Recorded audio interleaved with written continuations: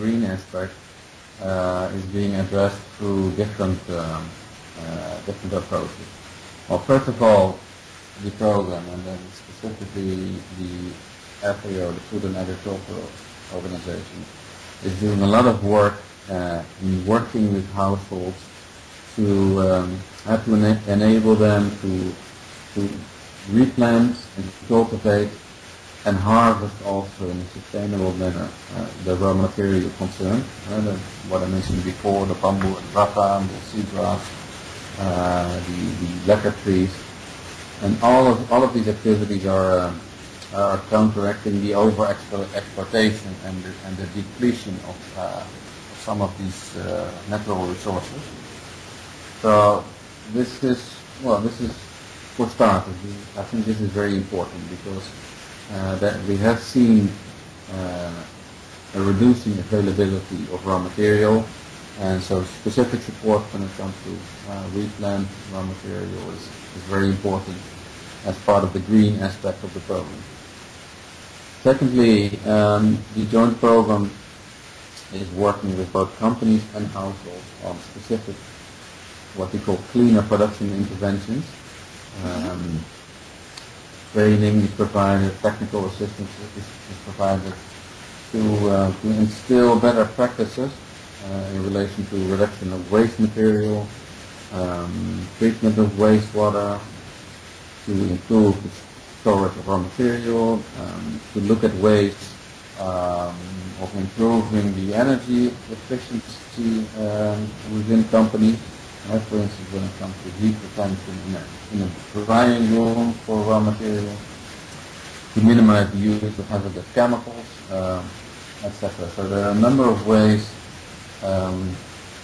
that companies can use in order to improve the cleaner production and the environmental practices within the company itself.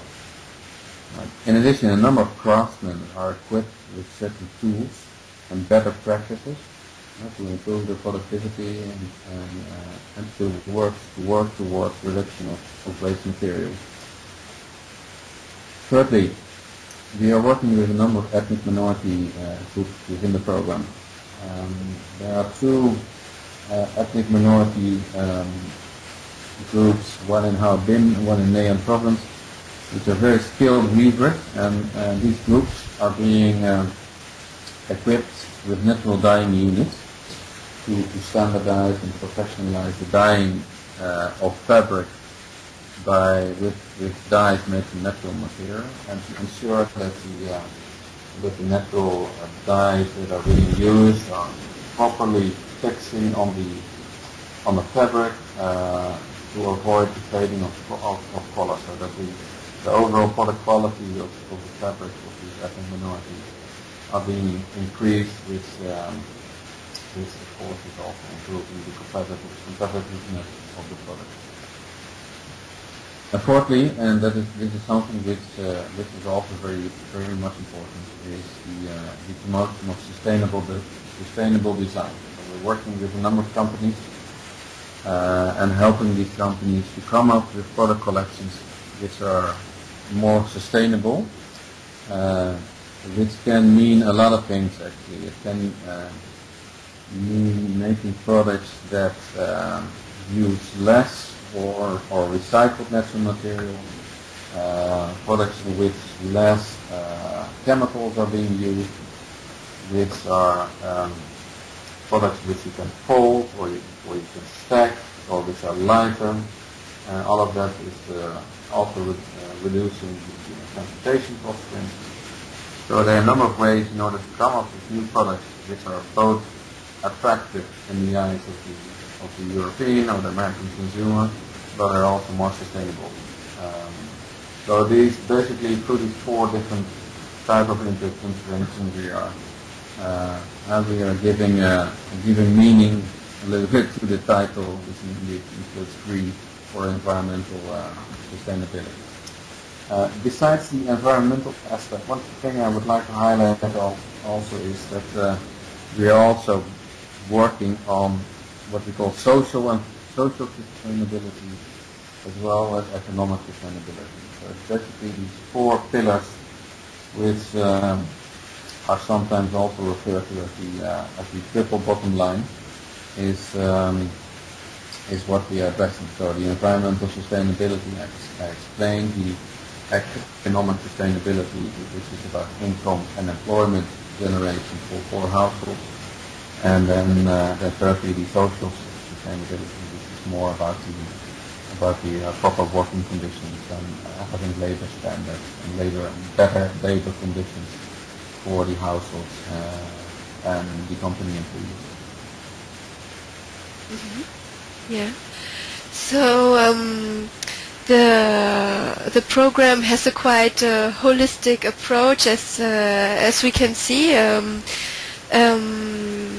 includes many important aspects: production, society, tries to train companies as well as artisans, and but globally speaking, where do you see the main advantages for Vietnamese artisans, and could you maybe cite an example? Certainly. Well, and then to start off, Vietnam has a very long and very rich tradition of craft production.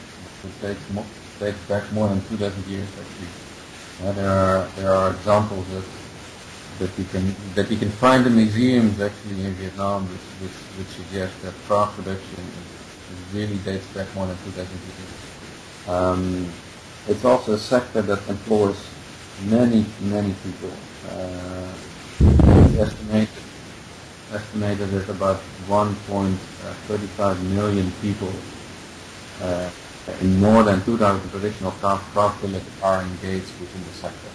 So, and each craft village comes with its own people, with its own talent, its own specialization, and this equips the country with a very skillful and very large labor base, which is able to cater for both small and large volume buyers.